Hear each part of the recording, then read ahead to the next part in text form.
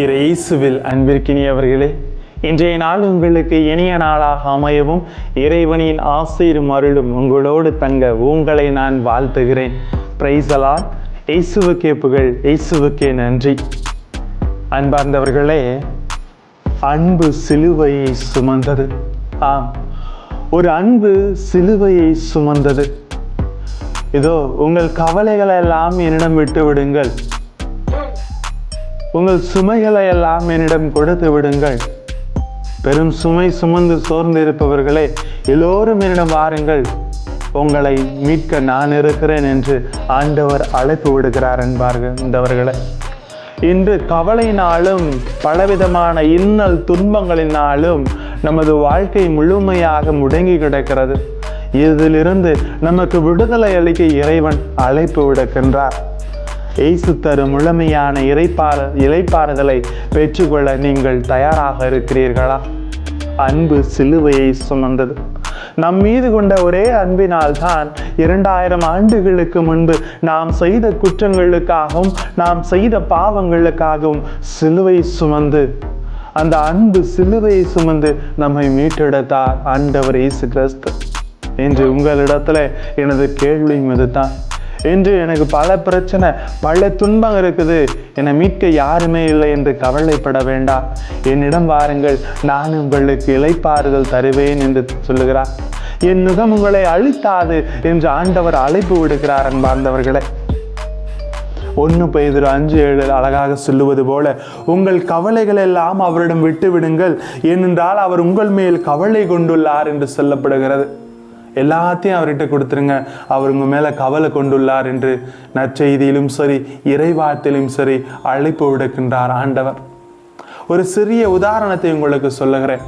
ஒரு நாள் நாம் பயணம் செய்வதாக வைத்துக் கொள்வோம். பேருந்தில் ஏறுகிறோம், அமருகிறோம், பயணச்சீட்டு வாங்கி விடுகிறோம். சென்று ஓட்டுநரிடத்துல நீ இப்படி ஓட்டு, அப்படி ஓட்டு, இந்த பக்கம் போகணும், இந்த பக்கம் வளையணும் அப்படின்னு யாருன்னா சொல்றீங்களா? இல்லை, இவ்வளவுதான் போகணும், இந்த வழியில தான் நீ போயிட்டு நீங்க நிறுத்தணும் அப்படின்னு சொல்லிட்டு இங்கிட்டு போ அங்கிட்டு போன்னு அவரை கைட் பண்றீங்களா? கிடையாது. ஏறி நாம் எந்த இடத்துக்கு பயணிச்சுட்டு வாங்குறோமோ அந்த இடத்துக்கு இறங்குவோன்னு ஒரு நம்பிக்கையில் அமர்றோம். முழு பொறுப்பையும் அந்த ஓட்டுநரத்திலே ஒப்படைத்து விடுகிறோம். மேலும் ஒரு படகு ஓட்டியானவன் படகை செலுத்துகின்ற பொழுது முழு நம்பிக்கை அந்த துடுப்பின் மீது ஒப்பு கொடுத்து விடுகிறான். அந்த துடுப்பின் மீது நம்பிக்கை வைத்து அதில் பயணம் செய்கிற நோக்கி அந்த படகு ஓட்டி பார்த்துக்கோன்னு சொல்லி விட்டுறோம். இப்படி நம்ம யாரையும் நீ இப்படி செய் அப்படி செய்யு கைட் பண்ணுறதில்ல. அப்படி இருக்கும் பொழுது நமது வாழ்க்கையில் ஏற்படும் துன்பங்களையும் துயரங்களையும் பலவிதமான வேதனைகளையும் இன்னலான சூழ்நிலைகளையும் நிச்சயம் அவர் பார்த்து கொள்வார். என் ஆண்டவர் இயேசு கிறிஸ்து பார்த்து கொள்வார் என்று அவர் மீது மட்டும் ஏன் நாம் நம்பிக்கை வைக்க மறந்து விடுகிறோம்? உங்கள் கவலையெல்லாம் என்கிட்ட கொடுங்க, நான் பார்த்துக்கிறேன்னு ஆண்டவர் இயேசு கிறிஸ்து அழைப்பு விடுக்கிறார். அன்பார்ந்தவர்களே, அன்பு சிலுவை சுமந்தது போல தாயின் கருவிலே நாம் இருந்த பொழுது நம்மை சுமந்த தாய் நம்மை சுமையாக எண்ணுவதில்லை, அன்பாக எண்ணுகிறார். மகிழ்ச்சியோடு நம்மை சுமந்து 10 மாதம் சுமந்து நம்மை பெற்றெடுத்தார் அல்லவா? அதே போலத்தான் நமக்காக ஆண்டவர் சிலுவை சுமந்து நம்மை ஒவ்வொரு நாளும் சுமக்க தயாராக இருக்கிறார். யோபு அழகாக சொல்லுவார் என்னவென்றால், வாழ்க்கையிலே மனிதனுக்கு துன்பம் ஒவ்வொரு நாளும் இருக்கும் என்று சொல்ல இருக்கிறார். மனிதனுக்கு துன்பம் இல்லாத நாட்களே கிடையாது. மேலும் முதல் வாசகத்தில் நமக்கு இளைப்பாறுதல் தர ஆண்டவர் இருக்கிறார் என்று சொல்லப்படுகிறது. அன்றைய சூழ்நிலையிலே சட்ட வல்லுநர்களும் அறிஞர்களும் சட்டங்களை மக்கள் மீது திணித்து அவர்களுக்கு சுமையாக இருந்தார்கள். இன்னொரு பக்கம் ரோமை அரசு தனது ஆதிக்கத்தையும் அதிகாரத்தையும் செலுத்தி அவர்களுக்கு சுமையாக இருந்தார்கள். இன்று நாம் வாழுகின்ற இந்த உலகிலே பலவிதமான அதிகார வர்க்கத்தில் இருந்து கொண்டு தாங்கள் செய்வதுதான் சரி, நாம் எது வேண்டாலும் செய்யலாம் என்று மக்கள் மீது சுமைகளை சுமத்தி கொண்டு இருக்கிறார்கள். மேலும் அதிகாரத்தில் இருக்கிறவங்க என்னைக்குமே கீழே இருக்கிறவங்களை புரிஞ்சுக்கவே மாட்டாங்க. They never understand what's happening in their life. They never bother about their life. Only they worry about their own position. தனது இடத்தை தக்க வைத்துக் கொள்ள வேண்டும், தனது இடம் நிரந்தரமாக இருக்க வேண்டும் என்று அந்த இடத்தை மட்டுமே பார்த்து கொண்டிருப்பார்கள். பிறரின் சுமைகளையும் பிறரின் வேதனைகளையும் ஒருபோதும் அவர்கள் புரிந்து கொள்வதில்லை. ஆனால் என்று ஆண்டவர் என்னிடம் வாருங்கள், நான் உங்களுக்கு இளைப்பாறுதல் தருவேன் என்று சொல்லுகிறார்.